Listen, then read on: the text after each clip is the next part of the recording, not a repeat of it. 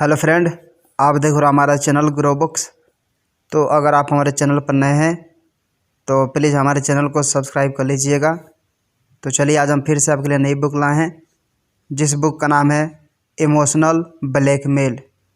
इसका मतलब जब आपकी ज़िंदगी के लोग डर, एहसान और पछतावे का इस्तेमाल कर आपसे कुछ करवाने की कोशिश करते हैं। इनका लेखक का नाम है सुसैन फॉरवर्ड। तो चलिए बुक को आपको दो लफ्ज़ों में बताते हैं। इमोशनल ब्लैकमेल में हम एक रिश्ते में होने वाले इमोशनल ब्लैकमेल के बारे में जानेंगे। हम यह देखेंगे कि किस तरह से एक पार्टनर दूसरे पार्टनर की भावनाओं का फ़ायदा उठाकर उसे इमोशनली ब्लैकमेल कर सकता है। हम यह भी देखेंगे कि किस तरह से आप खुद को इमोशनल ब्लैकमेल का शिकार होने से बचा सकते हैं या फिर खुद को इसके जाल से बाहर निकाल सकते हैं। यह वो किसके लिए है? वे जो अपने रिश्तों को बेहतर बनाने की कोशिश कर रहे हैं, वे जो इमोशनल ब्लैकमेल को समझना चाहते हैं, वे जो एक रिलेशनशिप कंसल्टेंट हैं। अध्याय नंबर 1, यह किताब आपको क्यों पढ़नी चाहिए। इमोशनल ब्लैकमेल सुनने में ही एक भयानक सा शब्द लगता है। हमें लगता है कि इसका इस्तेमाल लोगों को पागल बना देता है या फिर आत्महत्या करने पर मजबूर कर देता है। लेकिन कभी कभी हमारी हर रोज़ की ज़िंदगी में हमें इमोशनली ब्लैकमेल किया जाता है। इसमें हम मानसिक संतुलन नहीं खोते, लेकिन हमारी खुशी ज़रूर खो जाती है।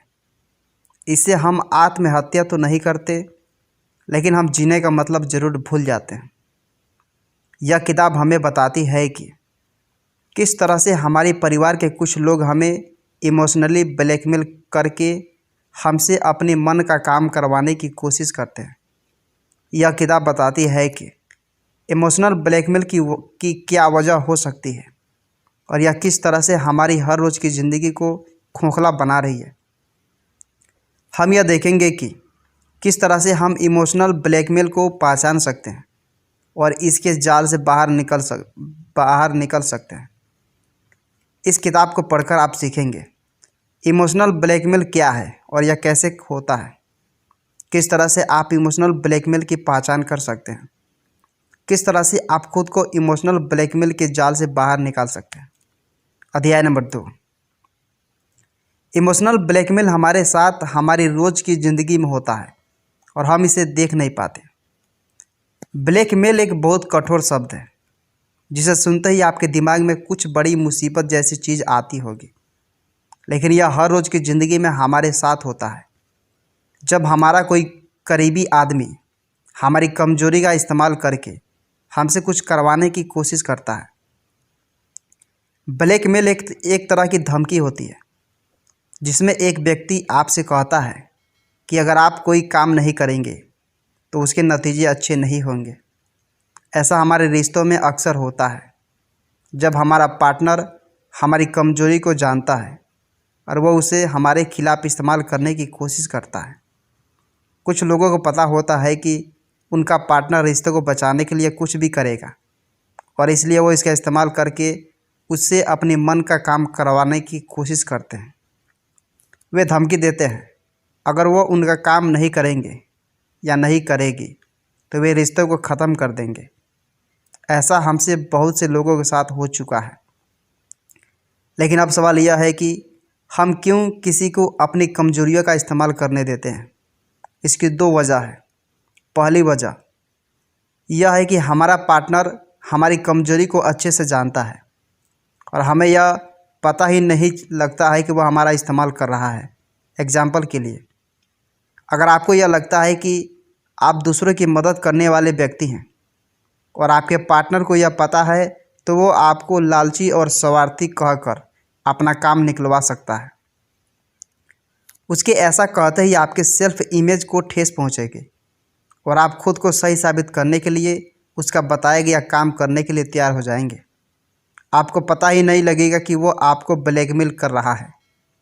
इसके बाद इसकी दूसरी वजह यह है कि हम यह सोचना ही नहीं चाहते हैं कि हमारा कोई करीबी आदमी हमारा इस तरह से फ़ायदा उठा रहा है, इसलिए हम खुद इस बात की तरफ से मुंह फेर लेते हैं। अध्याय नंबर 3, इमोशनल ब्लैकमेल के 6 लक्षण हो सकते हैं। अगर इमोशनल ब्लैकमेल को पहचान पाना मुश्किल है तो किस तरह से हम खुद को इससे बचा सकते हैं? यह मुश्किल तो है, लेकिन अच्छी बात यह है कि हम कुछ चीज़ों पर ध्यान देकर इसे पहचान सकते हैं।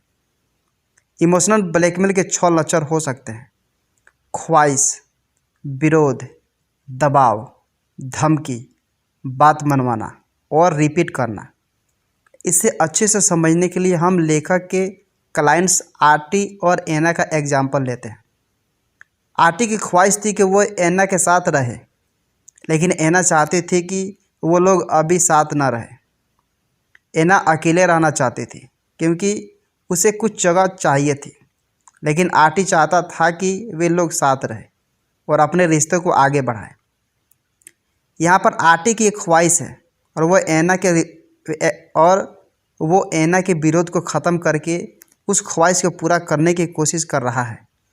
इसके बाद आरटी ने एना पर प्रेशर डालकर उसे धमकी देना शुरू किया। वो उसे कहने लगा कि वो अपने रिश्तों को लेकर बहुत सीरियस है, जबकि एना बात आगे बढ़ाने के लिए तैयार नहीं है। इमोशनल ब्लैकमेल के इस स्टेज में एक व्यक्ति किसी तरह से सामने वाले पर दबाव बनाकर उसे अपने हिसाब से काम करवाने के लिए मजबूर करता है, ताकि वो उसके विरोध को ख़त्म करके अपनी ख्वाहिश को पूरा कर सके। आरटी कहने लगा कि एना उनके रिश्ते को लेकर सीरियस नहीं है और एना को इसे लगने लगा कि कहीं उनका रिश्ता ख़त्म ना हो जाए। इसलिए उसने आरटी की बात मान ली और उसे अपने साथ रहने दिया। लेकिन बात यहाँ पर ख़त्म नहीं होती। अब इमोशनल ब्लैकमेल का आखिरी स्टेज शुरू होता है, जिसमें एक व्यक्ति को यह पता लग जाता है कि किस तरह से वो सामने वाले की कमजोरियों का फ़ायदा उठाकर उसे मना सकता है। यह पता लग जाने के बाद वो व्यक्ति इसका इस्तेमाल कर बार बार करता है। इस तरह से इमोशनल ब्लैकमेल का एक साइकिल शुरू हो जाता है। अध्याय नंबर 4, डर, एहसान और पछतावे का इस्तेमाल करके एक इमोशनल ब्लैकमेल हमारा फ़ायदा उठाता है। वैसे तो हर एक भावना अपने आप में ज़रूरी होती है, लेकिन जब इन भावनाओं का इस्तेमाल कोई अपने फ़ायदे के लिए करने लगता है तो उसे इमोशनल ब्लैकमेल कहा जाता है। यहाँ पर हम उन 3 भावनाओं की बात करेंगे जिनका इस्तेमाल करके एक इमोशनल ब्लैकमेल हमसे अपना काम करवाने की कोशिश करता है। सबसे पहला है डर। इसकी मदद से एक इमोशनल ब्लैकमेल आपको यह एहसान दिलाने की कोशिश करता है, यह एहसास दिलाने की कोशिश करता है कि अगर आपने उसकी बात नहीं मानी तो नतीजे कितने बुरे हो सकते हैं। इस तरह से वो आपको डराता है, लेकिन ऐसा करने वाले एक तरह से खुद भी डरे रहते हैं। एग्जाम्पल के लिए मार्गरेट और मार्क को ले लीजिए। मार्गरेट घर चलाने के लिए पैसे कमाती थी और मार्क को डर लगता था कि कहीं वो उसे छोड़कर किसी दूसरे कामयाब आदमी के पास न चली जाए। इसलिए मार्क हमेशा मार्गरेट को यह एहसास दिलाने की कोशिश करता था कि किस तरह से उसने मिलने से पहले वो अकेली और उदास महसूस करती थी। वो उसे बताता था कि अगर उसने उसे छोड़ा तो वह फिर से अकेली पड़ जाएगी, क्योंकि कोई भी उसे उसकी तरह प्यार नहीं कर सकता। मार्क यहाँ खुद डरा हुआ है और इसलिए वो मार्गरेट को डराकर उसे अपने पास रखने की कोशिश कर रहा है। इसके बाद जो भावनाएं आती है वह है एहसान और पछतावा। अक्सर इमोशनल ब्लैकमेल आपको बताता है कि उसने आपके लिए कितना किया है। पेरेंट्स अपने बच्चों के साथ यह अक्सर करते हैं। ये उन्हें यह दिखाने की कोशिश करते हैं कि उनके कितने एहसान हैं उनके ऊपर, ताकि उनके बच्चे उस तरह से रहे जिस तरह से वे चाहते हैं। इससे आपको पछतावा होता है और अंदर ही अंदर आपको यह लगने लगता है कि आप बुरे इंसान हैं। इन सभी तरह की भावनाओं को समझना और इन पर जीत हासिल करना इमोशनल ब्लैकमेल से बचने के लिए ज़रूरी है। अध्याय नंबर 5, आपको इमोशनल ब्लैकमेल में और रिश्ते की समस्याओं के बीच का अंतर समझना होगा। कभी कभी हमारा पार्टनर हमें इमोशनल ब्लैकमेल नहीं कर रहा होता है, बल्कि वो एक समस्या को सुलझाने की कोशिश कर रहा होता है। यह ज़रूरी नहीं है कि जब भी आपका पार्टनर आपसे गुस्सा हो तो वो आपको ब्लैकमेल ही कर रहा हो। लेकिन आप इसमें अंतर कैसे जानेंगे? एक आसान सा अंतर यह है कि एक इमोशनल ब्लैकमेल हमेशा जीतना चाहता है और वो आपकी भावनाओं के बारे में सोचे बिना आपसे बस कुछ करवाने की कोशिश करता है। जबकि दूसरी तरफ कभी कभी एक पार्टनर किसी समस्या का समाधान निकालने के लिए काम करता है। ऐसा पार्टनर अपनी भावनाओं के साथ साथ आपकी भावनाओं के बारे में भी बात करेगा और अंत में एक ऐसा समाधान खोजने की कोशिश करेगा जिससे दोनों का फ़ायदा हो सके। एग्जाम्पल के लिए, बहुत से पार्टनर होते हैं जो अपनी पार्टनर की पुरानी गलतियों को बार बार सामने लाकर उनसे अपने मन की करवाने की कोशिश करते हैं। इस तरह के लोग सिर्फ आप पर काबू पाना चाहते हैं, जबकि कुछ लोग अपने पार्टनर की पुरानी गलतियों को माफ़ कर देते हैं और उसे कभी ऊपर नहीं आने देते। इस तरह से वे उस समस्या को सुलझा देते हैं, ना कि उसका इस्तेमाल सारी उम्र करके आपको बुरा महसूस कराने की कोशिश करते हैं। अध्याय नंबर 6, खुद को इमोशनली ब्लैकमेल होने से बचाना सीखिए।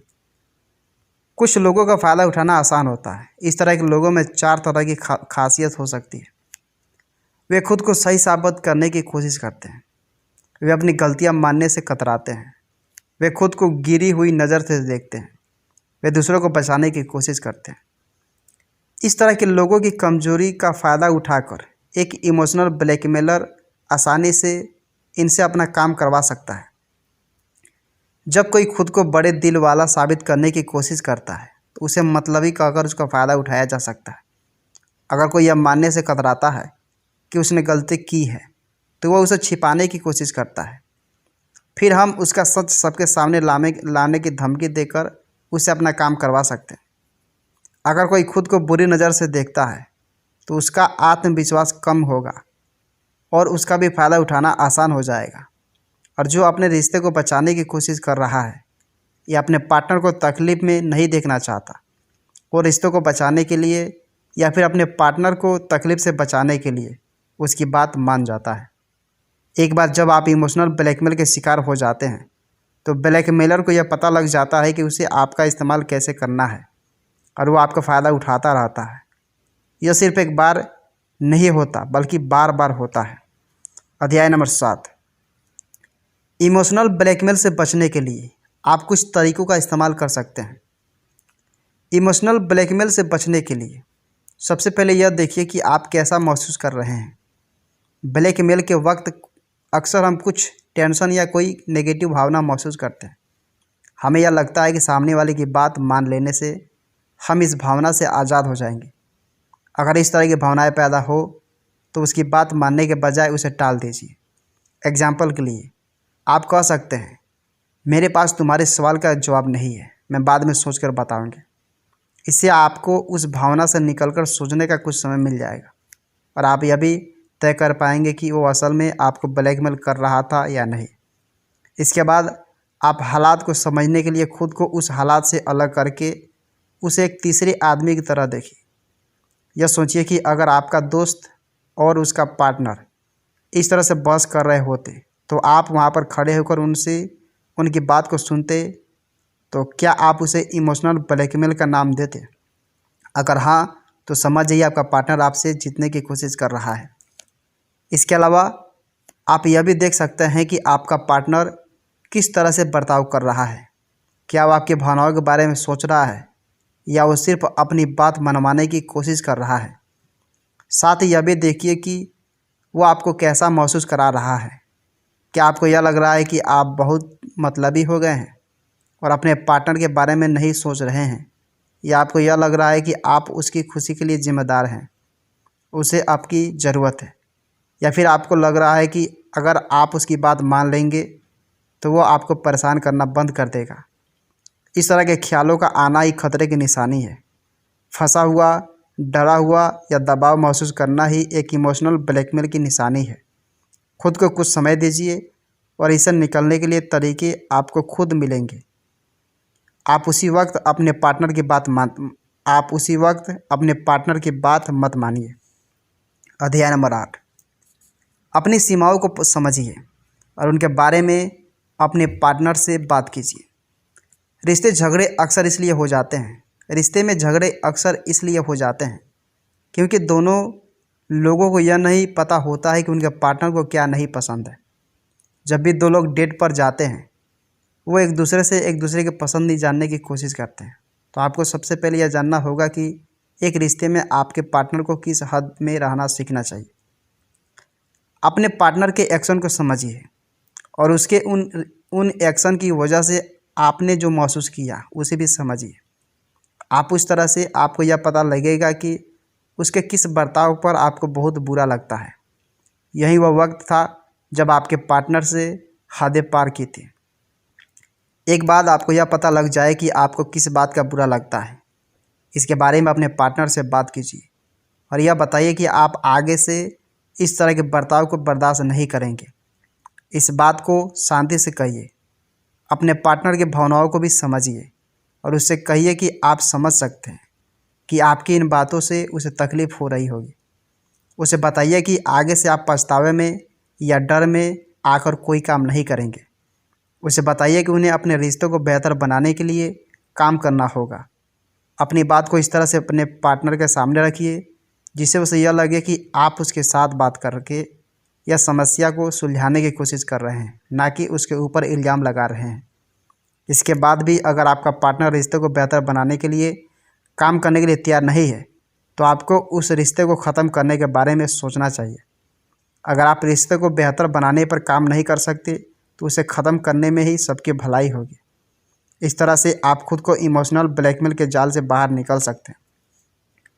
कुल मिलाकर इमोशनल ब्लैकमेल को पहचान पाना इतना मुश्किल इसलिए होता है क्योंकि कभी कभी हम खुद यह नहीं सोचना चाहते कि हमारा पार्टनर हमारा फ़ायदा उठा रहा है। इससे निकलने के लिए सबसे पहले आपको यह जानना होगा कि आपकी हदें क्या हैं और इसके बारे में अपने पार्टनर से बात करना होगा। आपको खुद को भावनाओं में बहकर फैसला लेने से रोकना होगा और अपने रिश्तों को बेहतर बनाने के लिए काम करना होगा। अपने अंदर की आवाज़ सुनिए। अगर आपको लगे कि आपका पार्टनर आपसे कुछ ज़्यादा ही उम्मीद कर रहा है तो आप इस ख्याल को अनदेखा मत कीजिए। इस भावनाओं को महसूस कीजिए और इसके अंदर छिपे पछतावे को या डर को पहचानने की कोशिश कीजिए। अगर आपको खुद के लिए खड़ा होना है तो आपको यह जानना होगा कि आपको कौन सी चीज़ कमज़ोर बनाती है। एक बार आपको उसका पता लग जाए तो आप उससे लड़ सकते हैं।